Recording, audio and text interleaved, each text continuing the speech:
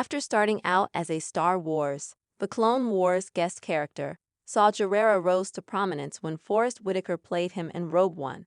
In addition to the character standing out from official members of the rebellion with his extremist views and tactics, Whitaker's Saw was also visually distinctive with the pressurized suit he was forced to wear and the oxygen mask he frequently needed to breathe from.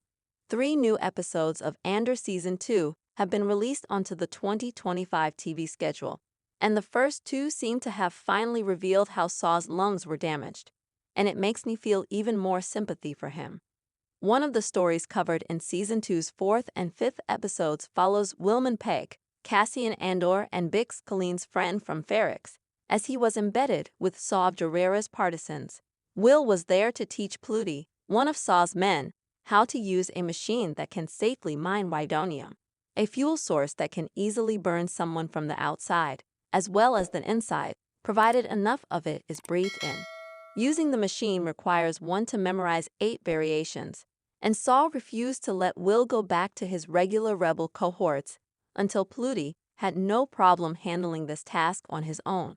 If you're someone who can get enough of Star Wars movies and TV shows, it's worth considering paying for Disney Plus a year upfront and saving yourself over $30, rather than paying the monthly rate of $15.99 a month on its ad-free standalone plan, working out as $191.88 a year.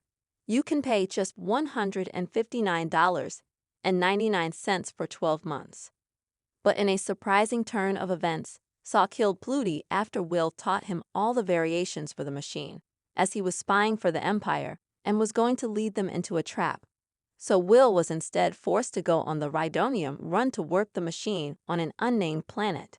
While he was wearing a breathing mask during the process, Saw was just talking nearby, mouth uncovered, about how he developed his strange taste and obsession for rhydo.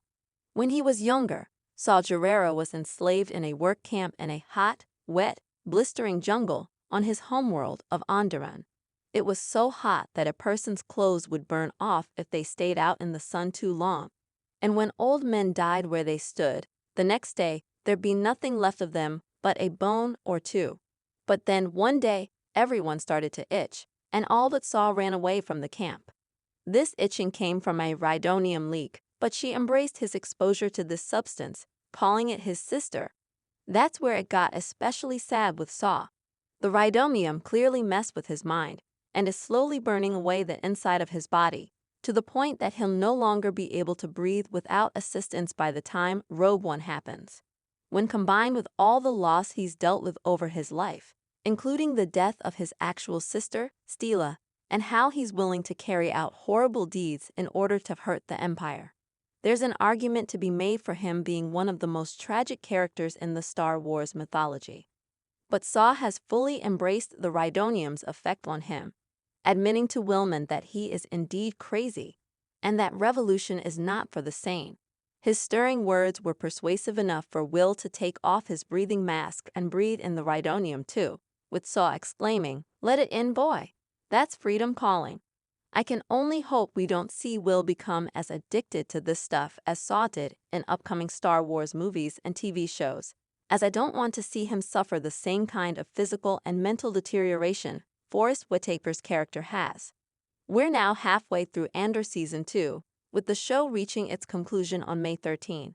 Since I only covered a small portion of what unfolded in these latest 3 episodes, make sure you head to Disney Plus to learn what happened to Cassian Andor, Mon Mothma, and the other starring characters this week.